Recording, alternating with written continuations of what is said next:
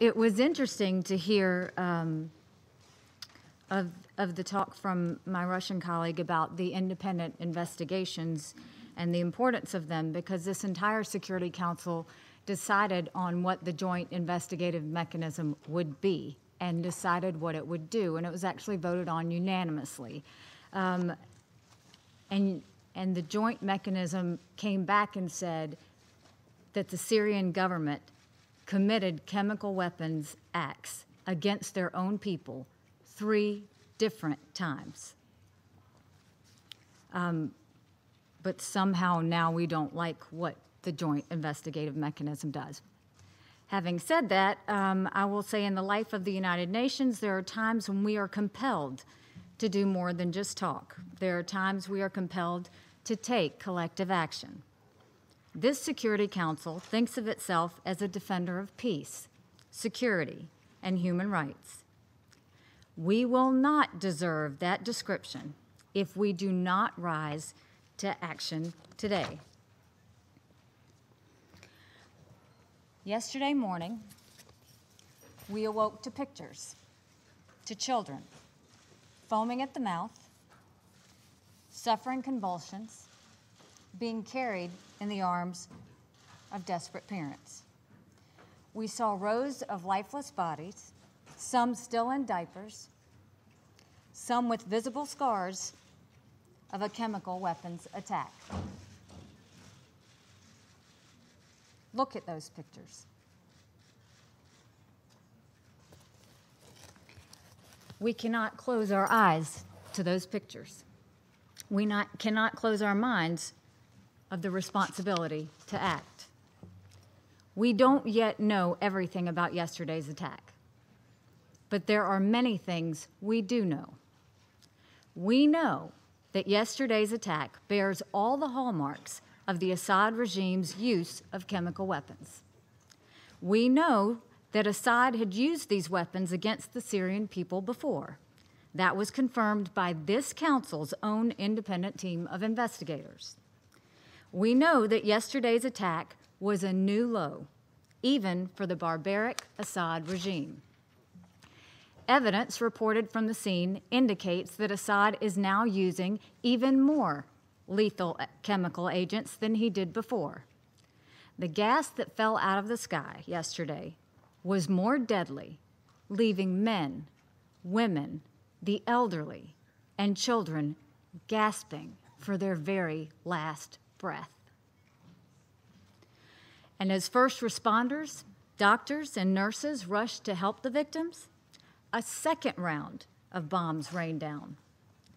They died in the same slow, horrendous manner as the civilians they were trying to save.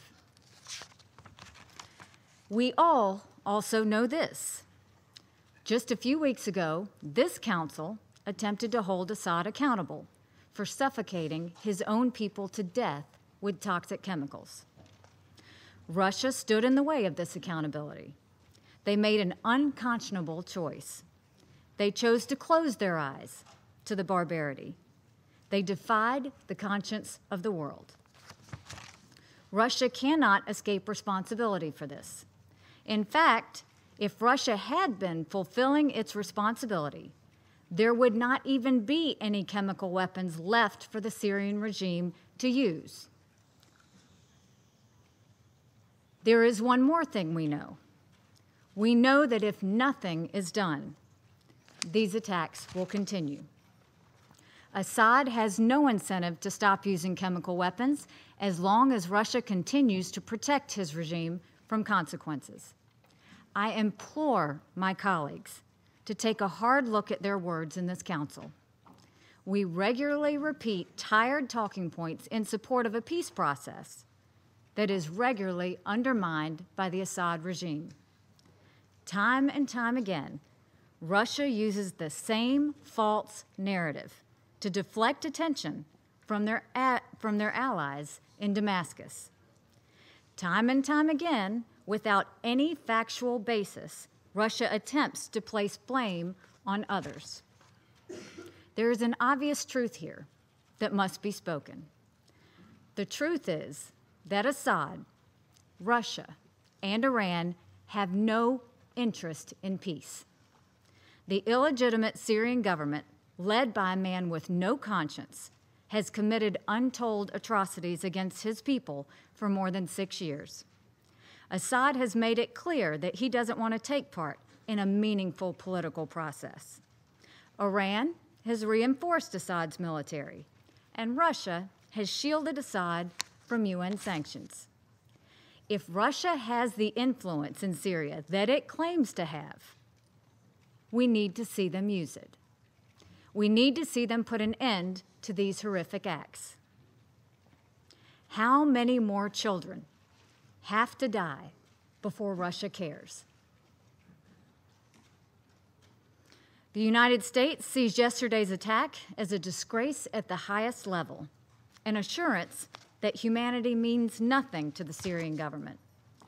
The question members of this council must ask themselves is this: if we are not able to enforce resolutions preventing the use of chemical weapons, what does that say for our chances of ending the broader conflict in Syria? What does that say of our ability to bring relief to the Syrian people? If we are not able to enforce resolutions preventing the use of chemical weapons, what does that say about our effectiveness in this institution? If we are not prepared to act, then this council will keep meeting month after month to express outrage at the continuing use of chemical weapons, and it will not end. We will see more conflict in Syria. We will see more pictures that we can never unsee. I began my remarks by saying that in the life of the United Nations, there are times when we are compelled to take collective action. I will now add this: when the United Nations consistently fails in its duty to act collectively, there are times in the life of states that we are compelled to take our own action. For the sake of the victims, I hope the rest of the council is finally willing to do the same. The world needs to see the use of chemical weapons and the fact that they will not be tolerated. Thank you.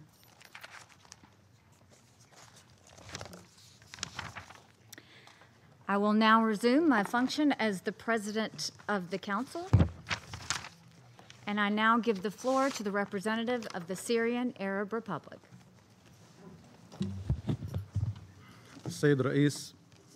Madam President,